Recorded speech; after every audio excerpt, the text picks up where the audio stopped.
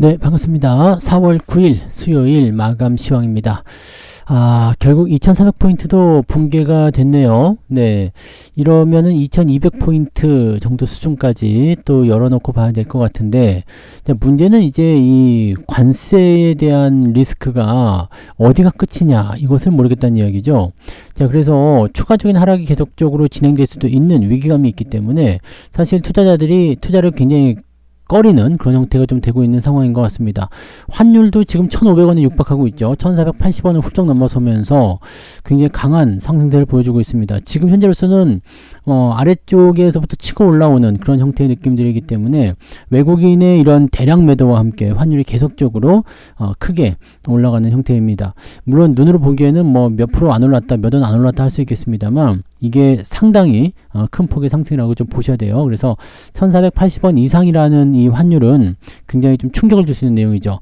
또 1,500원을 만약에 넘어간다 또는 1,500원 터치한다 이렇게 된다면 그게 아마 극에 나가라는 어떤 불안감을 조성할 수도 있습니다. 자, 이런 과정이다 보니까 대체적으로 종목들이 다 이상한 흐름들을 보여주고 있죠. 안 올라요. 오르지 않고 오히려 떨어지는 형태. 오히려 저 대형주들 같은 경우는 원래부터가 충격이 좀 적기 때문에 낙폭이 좀 크지 않았습니다만 중소형주 애매한 것들은 좀 낙폭을 크게 키우는 형태가 좀 나타났죠. 자, 이런 상태 속에서 정치 테마지만 급등락을 보고 있는데 급등한 종목도 있고 급락한 종목도 있고 아주 난리가 아닙니다. 자, 실제로 올라간 종목도 별로 없는 판에서 정치 테마주 그 시총 몇백억짜리 조그만 것들 그런 것들만 반짝반짝해서 움직이니까 전체적으로는 투자를 이제 해 나가시는 그런 분들 포트폴리오가 좀 엉망이 되는 그런 상황이 좀 됐죠. 자, 이 부분들 차트 보면서 하나씩 풀어보도록 하자고요. 네. 자, 종합주가지수 보시면 2293포인트, 2300이 이제 최종적으로 무너지면서 종가로 마무리가 됐고요. 이렇게 되면 이제 지지선이 어디냐라는 식으로 나올 수가 있는데 지지선은요, 바로 지금입니다. 그러니까 굳이 따지고 들자고 한다면 바로 아래쪽 선이죠. 2270포인트 정도 돼요. 여기가 2273포인트 정도 되죠. 요 정도 라인대가 지지선입니다. 왜냐면 이게 2022년도에 형성된 저점 지지 라인을 깨지 않았었던 구간이고요. 그 아래쪽 구간은 일단 일시적으로 내려왔다가 반등하는 구간이었기 때문에 이 구간은 바닥으로 치지 않습니다. 그래서 지지 라인대는 여기로 형성되어 있다. 지금입니다. 그래서 반등이 이제 내일부터 당장 나와도 이상할 게 없어요. 지금 RSI도 과매도 국면 들어가 있는 상태이고요. 추가적인 하락보다는 반등이 나와야지 맞는 얘기인데 문제는 지금 내려간 이유가 뭐냐 이거죠. 주가가 하락한 이유는 무엇이냐? 관세 때문이거든요. 자, 하락한 이유가 명백하게 드러나 있습니다. 관세 때문에 떨어졌다. 그냥 단지 차익 실현이다. 뭐다 이렇게 되면 팔 만큼 다 팔면 이제 다시 올라가게 되는 건데 이거는 관세에 대한 부담감이 주가를 짓누르고 있는 상태, 경기가 안 좋다 뭐 등등 여러 가지 나오는 거잖아요. 그럼 이 관세라는 부분들에 대한 리스크가 사라져야지 주가 반등할 수 있단 말이죠. 그럼 관세라는 리스크가 사라질 수 있겠느냐? 지금 당장은 어렵다는 얘기죠. 뭔가 나올 만한 건수가 없어요. 미국이 일단 던졌는데 미국은 물러날 생각이 없다 이거죠. 자, 그렇기 때문에 추가 하락에 대한 가능성도 열어놓고 봐야 됩니다. 이렇게 된다면 지난번처럼 이렇게 아래쪽까지 더 내려가는 정말 극단적인 형태까지도 볼 수가 있습니다. 그럼 2200포인트까지도 또 열어놓고 봐야 된다는 얘기가 그래서 나오는 거죠. 자, 오늘 분봉 체크해 보시면은요, 이제 1시부터 우리나라 시간 1시부터 이제 관세 포인트가 나타났죠. 근데 왜 12시부터 빠졌느냐? 자, 일단은 1시간 남겨놓고 나서 그 관세 이제 안 합니다. 네, 이런 거 없어요. 협상합니다. 뭐 관세 유예합니다. 이런 얘기 나올 리가 없거든요. 그러니까 이때부터 빠지기 시작하는 거야. 야, 글렀다. 빨리 관세 발효되기 전에 팔자. 자, 오히려 팔고 나니까 아래쪽에서 저점이 좀 잡히는 것처럼 보였는데 이건 마지막에 형성되는 그런 형태의 모습이었다고 보시면 됩니다. 그러니까 막판 매수죠. 막판 매수를 통해서 연기금이라든지 금융투자 쪽에서도 이건 아닌데? 라는 생각을 좀 했을 거예요. 그럼 반등을 좀 해줘야 되겠다. 이런 모습이 나타났을 거고요. 코스닥 같은 경우도 3% 가까이 빠지다가 막판에 조금 올라왔죠. 자, 이 정도까지는 아니야. 라는 생각을 일단 했을 거예요. 그리고 아까 전에 보여드렸던 대로 저점 지지라인대가 형성되는 구간이기 때문에 이 구간에서는 매도를 일단 좀 멈춰야 되겠다라는 느낌도 좀 있었겠죠. 하지만 악재가 해소되기 전까지는 아직은 모른다라는 거죠. 그래서 저점 지지라인 때는 보시면 여기도 마찬가지예요. 여기는 이미 2022년도를 지나쳤어요. 코스닥은요. 변동성이 그만큼 크다는 이야기죠. 바로 직전에 형성된 저점 지지라인 때 거의 근처까지 왔습니다. 이렇게 되면은 신저가를 통해서 추가적으로 하락이 나타났을 때 상당한 충격을 줄 수가 있습니다. 바로 반등이 나오거나 아니면 저점 매수를 통해서 이제 더 이상 추가적인 하락을 막아야 되는 위치까지는 왔다. 그래서 조만간 반등이 나올 것 같아 보이긴 하는데 어떤 이유로 반등이 나올 것이냐. 지금 이제 내일 발표될 수 있는 것은 이제 CPI 지표입니다. CPI 지표가 생각보다 좋게 나올 거로 예상되고 있어요. 그러니까 물가 지표가 좀 안정적이다. 물가는 괜찮은데 라는 식으로 해서 안정감을 찾게 될 것인지, 아니면은 이제 동맹국 우선으로 협상을 진행하겠다고 했는데 그런 좋은 소식들이 좀 전해질 수 있을 것인지, 그런 것들. 약간 이제 트럼프가 얻을 것을 얻고 이제 관세를 유예해준다라는 식으로 이제 뉘앙스가 나오기만 하더라도 희망이 보이는 거잖아요. 가능성이 보이는 것이라면 이제 주가는 보통 이제 그런 기대감을 가지고 상승하니까 그런 포인트들이 주가를 올릴 수 있는 요소가 되겠습니다. 하지만 아직은 불안하다. 자, 수급 동향 보시면 아시겠지만 외국인이 오늘도 1조를 팔았습니다. 자, 매도량이 좀 줄었죠. 네, 2조 원, 뭐 1조 뭐 얼마 뭐 그런 데서 1조 원으로 좀 줄어들긴 했는데 그래 봤자죠. 자, 대신에 이제 금융투자가 연기금하고 같이 순매수 들어가 있고요. 이쯤이면 반등 나와도 되는 거 아니야? 라는 생각을 분명 하고 있을 거라 생각합니다. 저도 그렇게 생각해요. 지금은 저점권, 지지권, 더 이상 내려가면 좀 이상한 거. 일단 기본적으로 단기적 반등이라도 나와주는 시점. 이런 식으로 판단을 좀 해봐야 될 것 같기는 한데, 여기서 추가적으로 더 주가가 떨어지게 된다라면 약간 부담감은 좀 생길 수밖에 없겠다라고 생각하셔야 될 것 같습니다. 자, 아무튼 수급 동향에서는 외국인들이 매도를 멈춰야지 주가 반등할 수 있기 때문에 그 부분들을 체크해서 보시는 것이 유리할 것 같아 보이고요. 자, 그 다음에 거래소 쪽 모양새 살펴보시면 삼성전자가 0.93% 떨어져 있습니다. 지금 뭐 넥스트레이드에서는 조금 올라오는 형태로 보여주고는 있는데 이 부분 같은 경우는 일단 지지선이에요. 여기가 지지선이라서 더 이상 내려갈 수 없는 구간 이렇게 볼 수가 있어서 삼성전자도 반등에 대한 포인트가 나와야 되는 그런 시점이라고 보셔야 되겠죠. 자, 그 다음에 하이닉스, 그리고 뭐 대체적으로 보시면 이제 오늘 하이닉스하고 셀트리온 정도만 좀 많이 빠진 거고요. 뭐 1%대 0. 몇 %대 이런 것들은 큰 의미는 없습니다. 그래서 대체적으로 시총 상위권 종목군들은 보합이었는데 문제는 그 뒤로 넘어가면서 뭐 문제는 보험주라든지 이런 것들, 은행주들 많이 떨어진 모습이고, 그 뒤로 넘어가도 마찬가지예요. 중소형 종목군들의 낙폭이 굉장히 크게 잡혔다는 거죠. 그래서 대형주들은 일단 시장을 어느 정도 방어한 역할이 있었지만 그 아래쪽으로 나온 종목군들이 전부 다 밀어졌고요. 그 다음에 시총 상위 완전 대형주들 역시도 방어를 해줬다라고 하지만 대체적으로 마이너스 약보합권으로 끝났기 때문에 시장이 약세를 피하기 어렵다.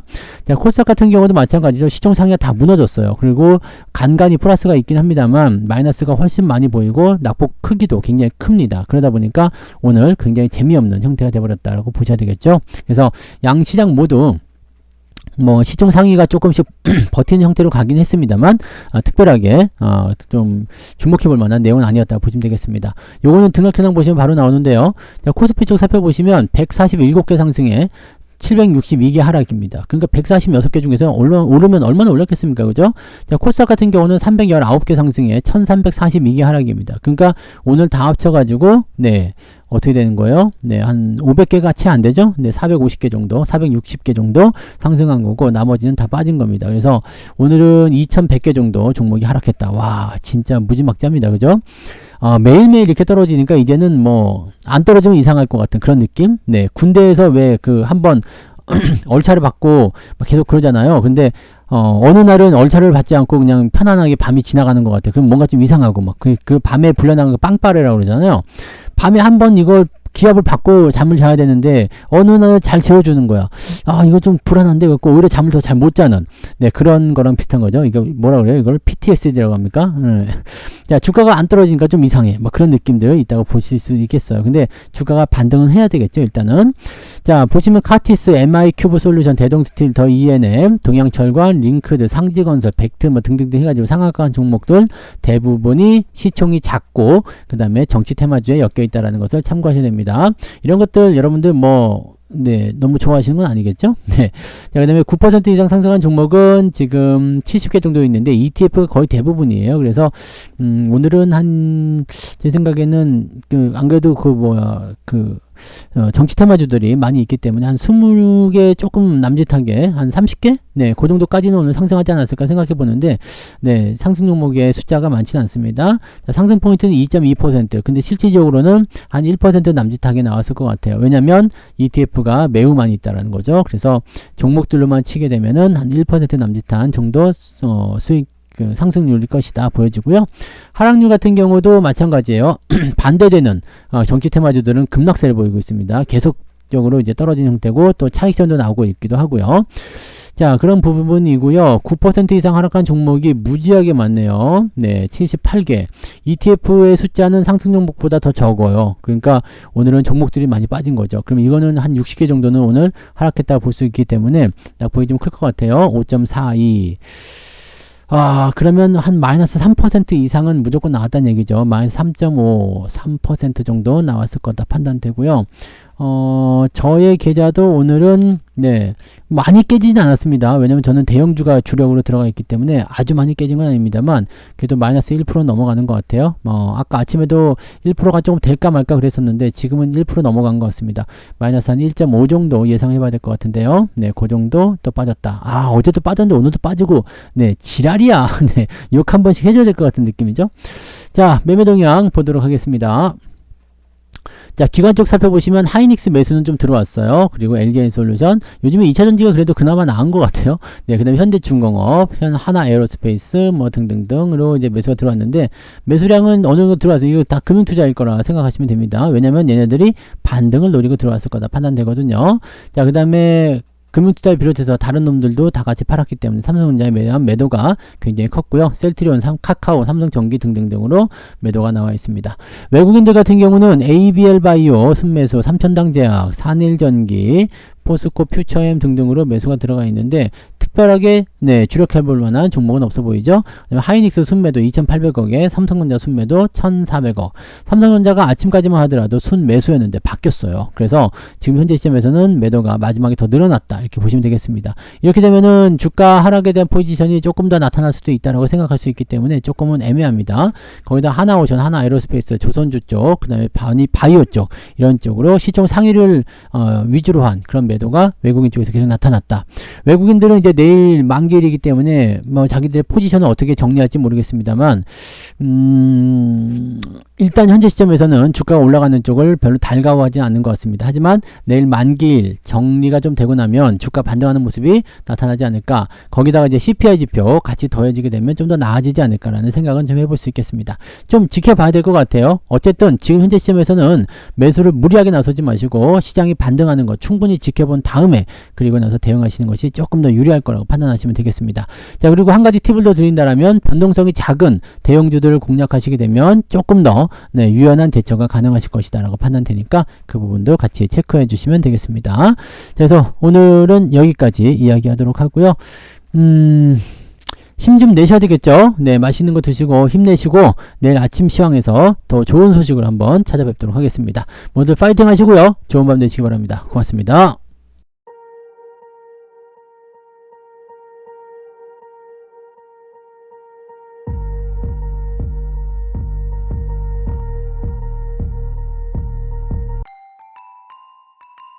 본 방송에서 제공되는 모든 정보는 투자 판단의 참고 자료이며 투자의 최종 책임은 본 방송을 이용하는 본인에게 있습니다.